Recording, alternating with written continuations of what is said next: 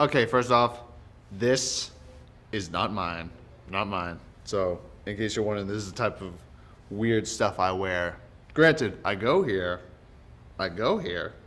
but this isn't mine. I literally found this in the Lost and Found next door. But for all I know, this is actually, I just stole this. Because I was wearing, I didn't know I was doing this today, and I wore green.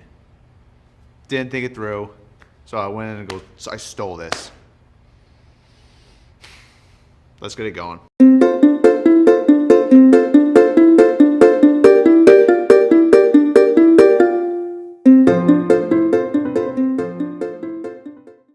Hey guys, what's going on? Kevin the Movie Dealer here, and I am doing a review on The Magnificent Seven, starring Denzel Washington, Chris Pratt, Ethan Hawke, and a lot of other people.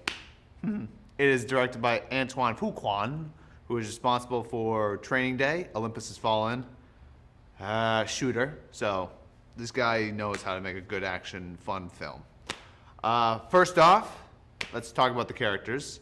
Denzel's character, he was kind of like this dark, mysterious kind of guy with his Denzel charm, mind you. But you know what I liked is they didn't really make it a point to talk about that he's black, because this is a Western. It takes place in the 17th century, perhaps. I can't remember the day on the top of my head. But like, he was black and he's riding a horse and he's a cowboy. That was very uncommon back then, and they didn't really make a point of it, and I like that. Because there was a scene when he was like riding on his horse, and like there were some people kind of like glancing at it. I was like, what is this gonna be, like Django here? Wasn't, and I was kind of happy about that. Let's talk about the other characters. Ethan Hawke, he actually worried me when the marketing started, because Ethan Hawke is a hell of an actor. He's been in this business for so freaking long, just as long as Denzel, and he's been a leading man for quite some time. He's not like the A-list actor, but he's up there. Like, I think if someone saw a photo of him who didn't know much about movies, it's like, oh yeah, I've seen that one before. Yeah, I've seen him in something. Training Day is one. Hold on. That was horrible. Chris Pratt was kind of a flaw for the film, and to me, I'll get to him in a minute. Let's talk about the villain, Peter Skarsgård or something like that. He's really not in the movie that much.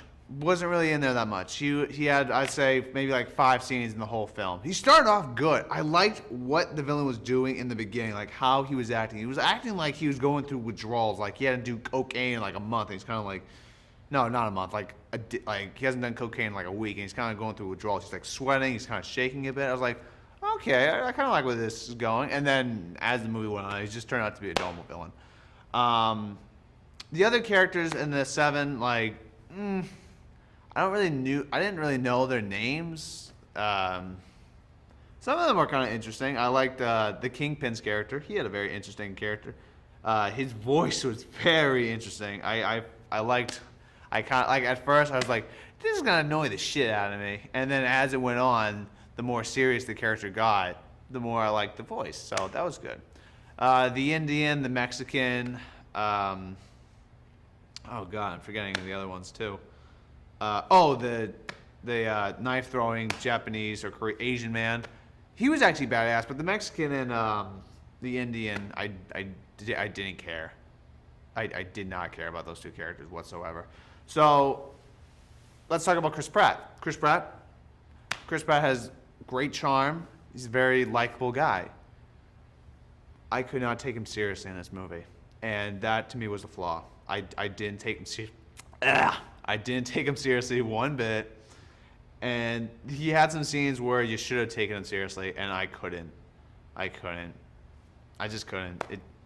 It kind of took me out of the film a bit. I was like, And the thing is, I can take him seriously. Like, Jurassic World, that was the best part about Jurassic World, is that I saw acting talent, a great performance from Chris Pratt in a way. Yeah, because I took him seriously.